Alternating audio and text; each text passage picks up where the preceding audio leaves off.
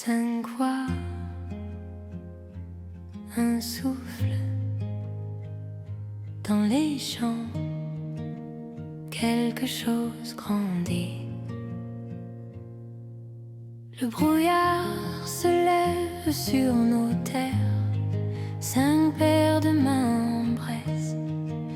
Les vaches marchent dans la rosée, nos cœurs battent au même rythme. À l'origine, c'était un GEC familial. C'était mon père et mon oncle qui ont créé le GEC dans les années 80-85. Moi, je me suis installé après avec eux en 2006. On travaillait beaucoup avec un voisin qui est de l'autre côté de la commune. Et quand ce voisin a pris la retraite, il a dit « j'aimerais bien que vous repreniez mon exploitation ».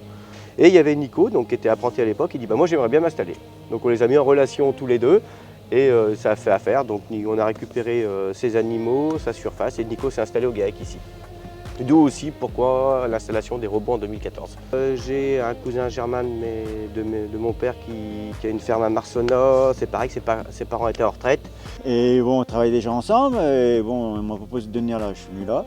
Et on a ramené ces vaches ici. Donc nous, quand on était en train de construire pour nos robots, donc ça ne nous posait pas de problème. Et on s'est servi de ces bâtiments. Donc c'est un site à 10 km où on met toutes les génisses maintenant. Okay. Donc on met 100 génisses l'hiver là-bas, ce qui nous a évité de reconstruire ici un bâtiment en génisse. En 2018, on a pris un nouveau associé, Marc-Antoine.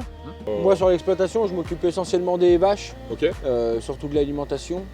Après, tout ce qui est les tracteurs, le SMI et tout, j'y vais que en remplacement des associés, okay. Sinon j'y vais pas trop. Et puis en 2019, on a pris le neveu de Franck. À l'époque, il avait une vingtaine d'années en salarié. Et du coup, ça a accroché tout de suite. Et puis au final, au départ, c'était surtout pour s'installer. Puis après, moi j'ai dit, je vais pas m'installer tout de suite. Vaut mieux faire ses marques et puis voir si tout se passe bien. Donc ça faisait 4 ans, puis au bout de 4 ans, on a commencé le projet. Puis voilà, super.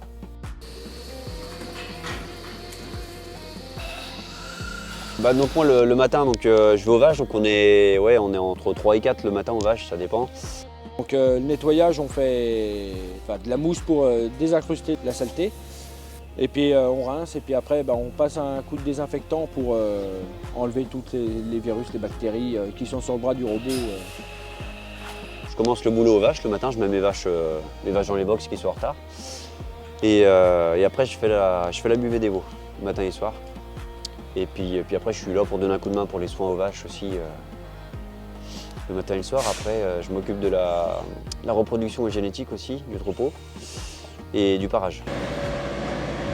Nous, les vaches, elles sont essentiellement nourries, c'est que de la nourriture produite sur l'exploitation, le fourrage. Après, on achète le tourteau chez Nutralp, tout du tourteau produit français. Tourteau de soja et puis tourteau de colza. On a un peu plus de 20 hectares, on a 7 hectares en luzerne et puis après on fait du mélange raigrats-trèfle pour aller chercher un peu plus de protéines directement dans le fourrage pour éviter de mettre trop de tourteaux dans la ration. On produit 1,4 million avec 120 vaches. On en traite 110 en permanence. Voilà. La méthanisation du coup elle est en route depuis septembre 2018. Après au jour d'aujourd'hui c'est ce qu'on appelle une micro-méthanisation. Parce que nous on n'est pas en injection gaz, on est en cogénération. Donc en fait nous le but d'avoir de la cogénération, donc le moteur biogaz qui produit de la chaleur et on récupère la chaleur pour chauffer en partie le digesteur, en partie la porcherie, les bureaux et mon habitation aussi qui est là-bas.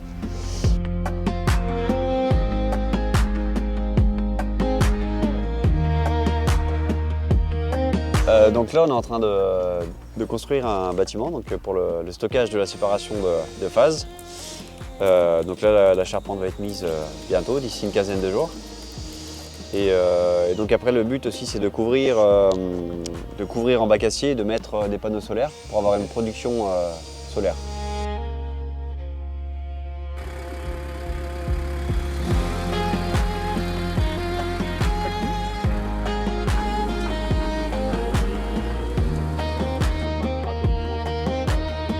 Quand je voyais quand j'étais petit, mon grand-père était tout content que je vienne tout ça à aider Et puis il poussait pas à faire ça, mais il était content quoi, que je m'y intéresse et tout ça. Puis à la fin, on voyait plus je grandissais, plus il était un peu réticent à dire faut peut-être pas trop le pousser à aller là-dedans, c'est une filiale qui va peut-être pas vraiment marcher. Ouais.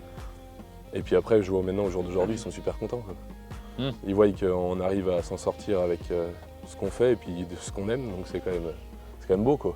Ben oui, puis moi c'était les premières années où j'étais installé, donc c'est vrai qu'on s'installe, on est passionné par le truc et tout, et puis au final il y a le prix du lait qui se casse la gueule. C'est vrai que ça... Quand on est jeune, on va dire qu'on n'y regarde pas trop, mais il y a un moment où il faut pouvoir payer ses factures, quoi. On était vraiment pris à la gorge, quoi. On n'avait pas... Il fallait qu'on trouve une solution pour sortir de cette misère, quoi. Ah oui. Mais... Et ça a marché. Et oui, ben, ça a marché. Mais il fallait quand même une entreprise qui veuille faire confiance, quoi, parce que les entreprises locales, personne ne voulait de nous, quoi. Moi, des animations, j'ai mes associés qu'en font aussi au moins une par an chacun. Moi, j'en fais peut-être 3-4, je sais pas exactement combien. Mais c'est important quand même d'en faire. Parce que si on se dit, moi j'en fais assez, il y a d'autres personnes qui vont y aller, tu perds le lien avec le conso en fait. Et quand même, le conso, ben, c'est grâce à lui qu'on en est là. Hein, parce que s'il ne fait pas l'acte d'achat, il n'y a pas beaucoup de volume vendu. Donc c'est important quand même d'en faire de temps en temps pour se remémorer qui achète ton lait en fait. Dans le silence de nos matins, on a construit quelque chose de vrai. Cinq mains, toujours ensemble, dans les champs.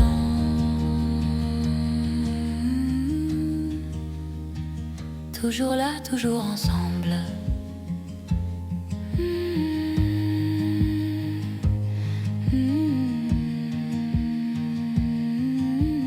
J'ai cherché la choucroute et je l'ai fait cuire. Je suis en train de la faire cuire. C'est pour une bonne cause. C'est pour une bonne cause, c'est pour manger à midi.